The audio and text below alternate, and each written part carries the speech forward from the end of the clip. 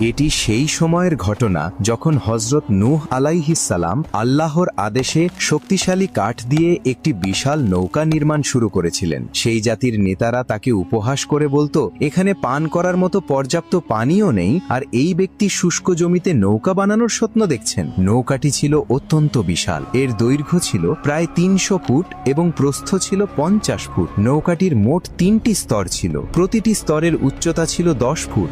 অবশেষে যখন আল্লাহর নির্ধারিত সময়ে এসে গেল এবং শুষ্ক ভূমি থেকে পানি উঠতে শুরু করল, তখন হযরত নূহ আলাইহিস সালাম প্রথম স্তরে নৌকায় সব ধরনের প্রাণী এক জোড়া করে ওঠাতে লাগলেন। দ্বিতীয় স্তরে তিনি তার পরিবার এবং সেই সব মানুষদের ওঠালেন যারা তার ওপর ঈমান এনেছিল। আর তৃতীয় স্তরে তিনি পাখিদের স্থান দিলেন। নৌকাটি পাহাড়ের মতো বিশাল ঢেউয়ের মাঝে ভেসে চলছিল। ঠিক সেই সময় হযরত নূহ আলাইহিস সালাম তার পুত্র ইয়ামকে ডেকে বললেন, হে আমার পুত্র, আমাদের